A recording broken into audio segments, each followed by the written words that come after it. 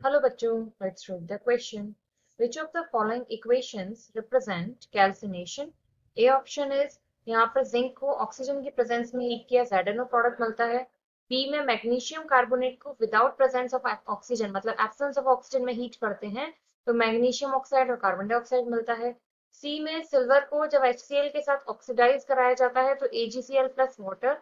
And D में zinc sulphide को जब हमने ऑक्सीजन के साथ हीट किया तो ZNO प्लस SO2. तो यहाँ से इस क्वेश्चन में हमारा की कंसेप्ट क्या कहता है कि हमें आज यहाँ पर बात करनी है कैल्सिनेशन की. कैल्सिनेशन बेसिकली हमारा यहाँ पर ऑक्सीडेशन का एक पार्ट है जो मेटल को प्योरीफाई करने के लिए ऑक्साइड्स में कन्वर्ट कराने में हेल्पफुल होता है. अगर देखो हम यहाँ पर बात करें तो हमारा जो भी ओर है वो यहाँ पर इम्प्योर फॉर्म में है. इस ओर को अगर हमें प्योरिटी की साइड लाना है तो हमें यहाँ पर कराना पड़ेगा ऑक्सीडेशन. अब ये ऑक्सीडेशन दो टाइप से हो जाता है. एक आपका यहाँ पर हो जाता है प्रेजेंस ऑफ ऑक्सीजन और एक इसी के साथ आपका हो जाता है यहाँ से एब्सेंस ऑफ ऑक्सीजन.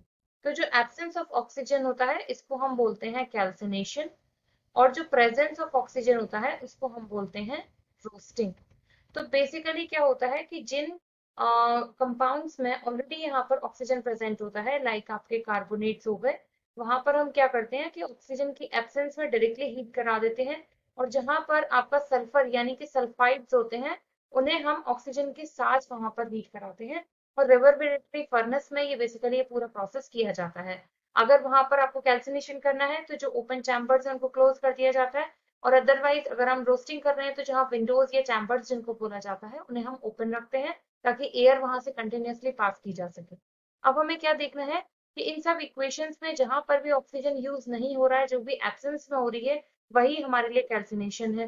तो अगर हम यहाँ पर आंसर में देखें तो जो मैग्नीशियम कार्बोनेट है ये आपका डायरेक्टली मैग्नीशियम ऑक्साइड और CO2 में कन्वर्ट हुआ है. कब? जब आपने एब्सेंस ऑफ ऑक्सीजन में इसे हीट कराया है.